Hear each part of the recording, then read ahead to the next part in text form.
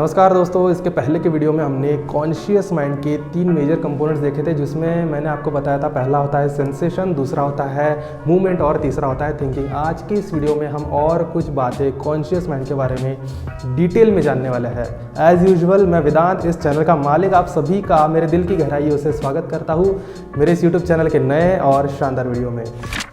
दोस्तों लॉजिक क्या होता है? तर्क लगाना, सवाल करना और डाउट करना, इस बात को हम लॉजिक कहते हैं। अब ये लॉजिक है, इस वजह से ही हम कोई डिसीजन ले सकते हैं। अब ये लॉजिक ही अपने अंदर नहीं रहा तो ये डिसीजन मेकिंग प्रोसेस नाम की ये जो टर्म होती है ना, ये भी अपने अंदर नहीं रहने वाली।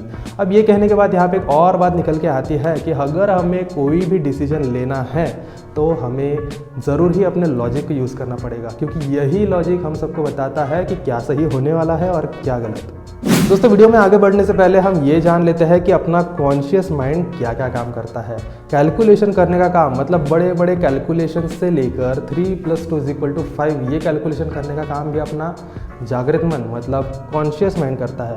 उसके बाद आता है एनालिसिस करना, मतलब जैसे हिंदी में हम पृथक्करण करना कहते हैं, ये एनालिसिस करने का काम भी अपना कॉन्शियस माइंड का ही होता है। उसके बाद आता है अनुमान लगाना कि क्या नहीं करने से क्या होने वाला है और क्या करने से क्या होने वाला है, ऐसा अनुमान लगाना, मतलब जिसे हम इंग्लिश में इंटरप्रिटेशन कहते हैं, ये भी काम अपना कॉन्शियस माइंड ही करता है। इसमें एक इम्पॉर्टेंट बात मैं आपको बता दूं कि ये इंटेलिजेंट क्वेश्चन जो होता है ना, ये अपने कॉन्शियस माइंड के पास होता है। देखिए, आप ये बड़े बड़े शब्द सुनकर बिल्कुल कंफ्यूज मत होइए, क्योंकि ये सारी बातें हम अपने माइंड में लेकर चलते हैं और ये अपने आप में बहुत इंपॉर्टेंट रोल प्ले करती है और यही हमें समझना है। दोस्तों कुछ लोग मानते हैं कि जिस इंसान का IQ बहुत ज़्यादा होता है, मतलब जो इंसान इंटेलिजेंट होता है ना, वही अपने जीवन में सुखी और सफल होता है। मतलब कहा जाए तो जब कोई बच्चा कभी इंटेलिजेंट साबित होता है तो उसके माता पिता बहुत खुश होते हैं कि मेरा बेटा या फिर मेरी बेटी बहुत होशियार है। पर मैं क्या आपसे एक बात पूछूं, मतलब ये IQ ही जीवन में सफल और सुखी होने के लिए इम्पॉर्टेंट है क्या? बाकी कोई बातें हैं नहीं, मतलब जिसका IQ लेवल स्ट्रांग है वही अपने जीवन में सफल और सुखी होने वाला है क्या? नहीं, ये बिल्कुल एक गलतफहमी है। अब सही क्या है आइए जान लेते हैं।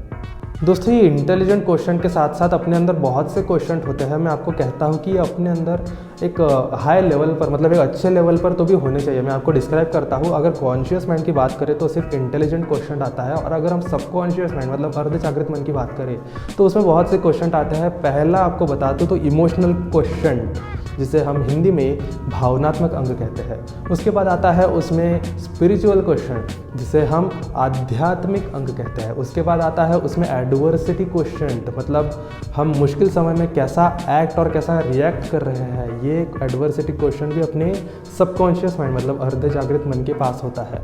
उसके बाद आता है क्रिएटिव क्वेश्चन, मतलब हम क्या क्रिएटिव कर रहे हैं, ये भी फैक्टर अपने अर्ध जागृत मन मतलब सबकॉन्शियस माइंड में आता है। दोस्तों देखिए, अगर आपके पहले के भले ही 4 अंग खराब हो, मतलब कहने को हम ऐसे कह सकते हैं कि वो डेवलप इतने नहीं है, पर उसमें का एक क्रिएटिव क्वेश्चन भी अगर आपके अंदर होगा ना, तो आप बहुत सी बातें क्रिएटिव कर सकते हैं। मतलब एग्जांपल के तौर पर मैं आपको बताऊँ तो आप गीतांजलि लिख सकते हैं, आप AR रहमान बनकर कोई आइकॉनिक म्यूज़िक क्रिएट कर सकते हैं। ये तो एक एग्जाम्पल की बात हो गई, पर इसमें से हमें सिर्फ एक बात समझ में आती है कि हर बात में इंटेलिजेंट होना ज़रूरी नहीं है। अपने पास सिर्फ एक ही क्वेश्चन अगर है तो हम कहाँ से कहाँ पहुँच सकते हैं। देखिए, हमेशा एक बात याद रखिए, जब भी हम सीरियसली अपने आप को डेवलप करने का ट्राई करते हैं ना, वो फिर फिजिकली हो या फिर मेंटली हो, आप खुद से एक सवाल कीजिए कि ये 4 से 5 अंग मेरे अंदर कैसे हैं। मैं ये बातें आपको सिखाता हूँ, इसलिए मैं आपको बताता हूँ, अगर ये प्रॉपर लेवल पर अपने अंदर होंगे ना तो आप सर्वगुण संपन्न बन जाओगे, सर्वगुण संपन्न।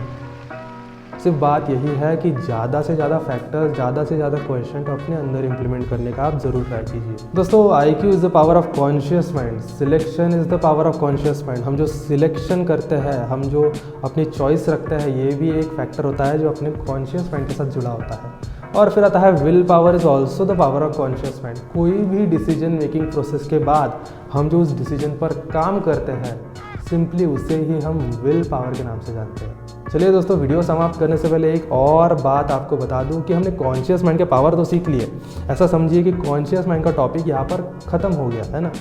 एक और काम आपको कॉन्शियस माइंड का बता दूं तो अपना जो सबकॉन्शियस माइंड मतलब अर्ध जागृत मन होता है ना, उसके पास कोई भी नेगेटिव कमांड कैसे भी ना पहुँचे, ये चौकीदारी का काम हमें अपने कॉन्शियस माइंड को देना है।